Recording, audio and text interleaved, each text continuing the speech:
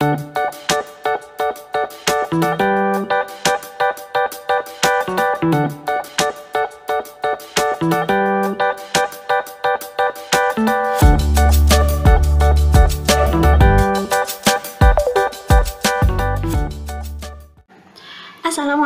warahmatullahi wabarakatuh. Sahabat 4G, pekan ini kita masih di agenda yang sama, yaitu baca buletin bareng. Buletin apa? Buletin Teman Surga, teman terbaik remaja muslim di edisi 173 dengan judul Jangan Salah Pilih Idola. Yuk kita baca bareng-bareng ya.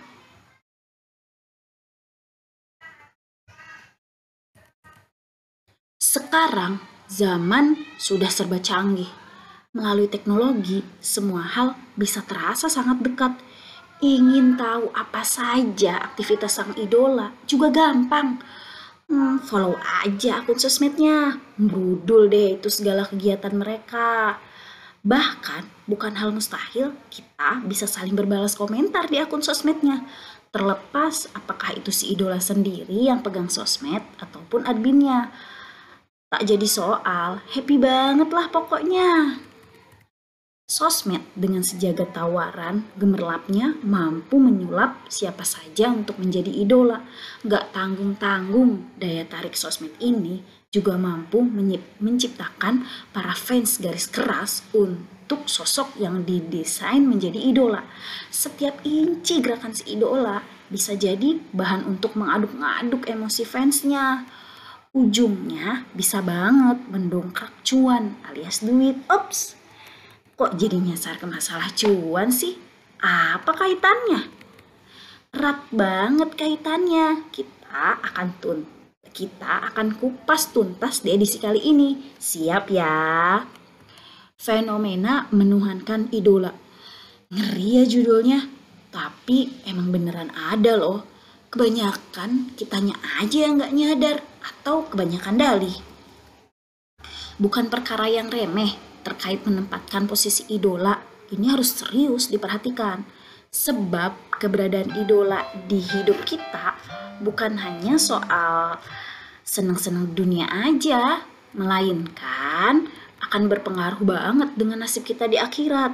Makanya kudu super waspada. Di zaman sekarang, gampang banget bagi kaula muda menambatkan hatinya untuk sosok idola. Biasanya sosok idola para remaja gak jauh-jauh dari rupa, popularitas, dan kekayaan. Asal ada salah satunya aja, udah deh bakal buat banyak hati meleleh. Apalagi jika ketiganya ada, udah pasti bakal dikerubuti dan diikuti. Apapun pola tingkah sang idola. Pasukan fans garis keras akan selalu ada di garda terdepan untuk membela. Tidak lagi peduli benar atau salah, pokoknya apapun yang berasal dari sang idola pasti benar. Perhatikan, bukan ini sikap menuhankan idola. Semakin miris ketika melihat kenyataan bahwa banyak remaja muslim yang turut larut dalam pusaran seperti ini. Tambah teriris lagi ketika beredar opini bahwa sang idola adalah sosok muslim panutan. Konon disebut keren dan hebat karena tetap berhijab meskipun menjadi brand ambassador dari salah satu aplikasi yang identik dengan goyangan. Patut untuk diikuti dan ditiru, layak untuk dibela apapun gelagatnya. Wadidaw, bagaimana ini Ferguson? Begitulah zaman kita hari ini, kemaksiatan dibungkus dengan baju Islam, merajalela di mana-mana. Terkadang menjadi abu-abu di satu sisi bagai Islami, tapi di sisi lain menabrak rambu-rambu ilahi. Semisal berpakaian tapi telanjang, tertutup rapat sih, tapi setiap lekuk tubuhnya terpampang tanpa filter. Contoh lain, interaksi dengan lawan jenis yang kebablasan.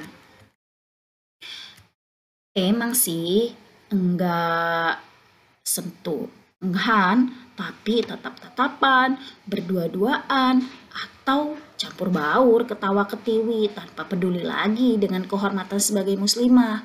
Apakah yang seperti ini layak dipanuti? Big no ya teman-teman. Idola dicipta demi kesenangan dunia. Jika dulu setiap anak bercita-cita menjadi guru, dokter, polisi, dan lain-lain, sekarang zamannya beda. Banyak anak masa kini yang citanya lebih ingin jadi YouTuber, selebgram, dan apapun itu yang penting terkenal. Kenapa? Karena banyak duitnya. Kita tidak bisa menutup mata. Memang begitulah faktanya, di mana gaji seorang guru jauh lebih rendah dibandingkan gaji para artis. Penghargaan yang diberikan pun berbeda. Para artis peroleh panggung megah dan gemerlap, disambut sorak-sorai penuh hikmat. Sedangkan guru masih banyak yang berdiri di depan kelas dengan lantai beralas tanah dan atap yang hampir ambruk. Ini nyata, dir, bukan rekayasa. So, wajar ya jika kemudian generasi muda kita lebih memilih jadi artis. Tapi tanpa disadari, bahaya tengah mengintai kita dan segenap bangsa. Jika para remajanya larut terbuai dalam gemerlap dunia artis yang serba hura-hura, akan dibawa kemana masa depan bangsa? Kita punya banyak sumber daya alam yang perlu dikelola demi kemakmuran bersama. Dan itu semua tidak bisa diselesaikan dengan goyangan. Jika kita tidak ambil peran untuk kelola sumber daya alam negeri ini, maka asinglah yang akan terus berkuasa. Hasil bumi kita mengalir ke negeri mereka. Sedangkan negeri kita akan terus terlunta dalam kubang kemiskinan. Sayangnya justru industri entertain yang tumbuh subur di negeri kita tercinta. Berbagai support dan fasilitas diberikan. Dukungan jor-joran tanpa batas. Tidak peduli lagi apakah membawa kebaikan atau keburukan. Sayangnya justru industri entertain yang tumbuh subur di negeri kita tercinta. Berbagai support dan fasilitas diberikan. Dukungan jor-joran tanpa batas. Tidak peduli lagi apakah membawa kebaikan atau keburukan. Asalkan bisa menghasilkan uang, apapun skenarionya akan dijabani. Semakin ramai dibicarakan, semakin keren. Kenapa? Karena semakin banyak uang yang didapatkan. Uang, semua demi uang. Demi dunia. Nastagfirullah. Cukuplah Allah SWT sebagai Tuhan. Cukuplah Rasulullah SAW sebagai panutan. Dear teman surga, edisi kali ini bukan dalam rangka nyinyir loh ya. Beneran, tulisan ini berangkat dari keprihatinan dengan arah gaya mayoritas remaja muslim Indonesia. Sedih banget ketika generasi Islam menjadi santapan empuk para kapitalis. Dijadikan mesin uang yang mengkayakan mereka segelintir orang. Sedangkan masa depan remaja sudah dipatri dalam kekang duniawi. Padahal kita tahu dunia ini fana. Apa yang akan kita banggakan jika hanya dunia tujuan kita? Dunia ini akan binasa, begitupun dengan kita. Lantas apa yang akan kita bawa untuk menghadap padanya? Apa perisai kita untuk sampai di keabadian yang membahagiakan? Please, mari kita pikirkan bersama.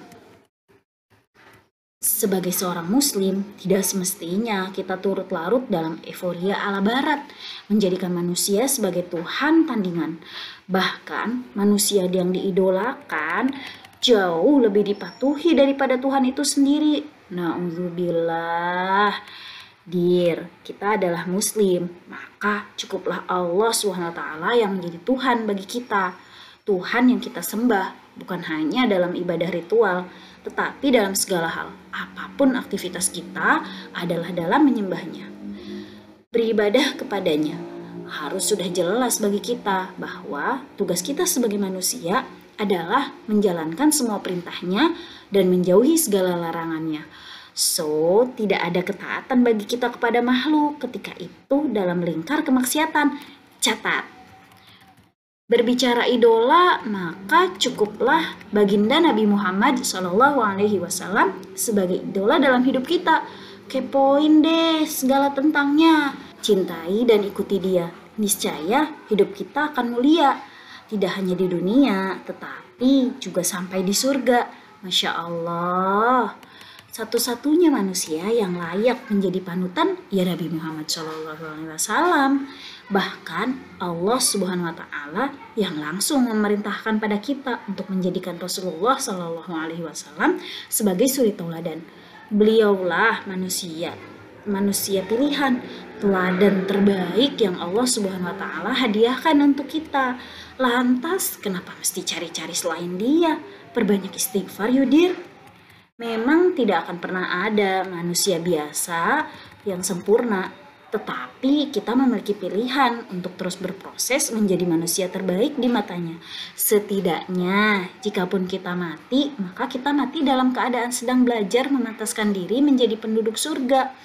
Maka semoga kita pun tercatat sebagai ahli surga. Amin. So, siap untuk geser ya. Pindah posisi pada sosok yang memang semestinya diidolakan. Jangan sampai salah pilih. Sip ya. Sungguh telah ada pada diri Rasulullah itu suri tauladan yang baik bagimu, yaitu bagi orang yang mengharap rahmat Allah dan kedatangan hari kiamat dan yang banyak mengingat Allah. Quran Surah Al-Ahzab ayat 21. Terima kasih telah menyimak dan mendengarkan Buletin Teman Surga edisi 173. Sampai ketemu di edisi selanjutnya. Wassalamualaikum warahmatullahi wabarakatuh.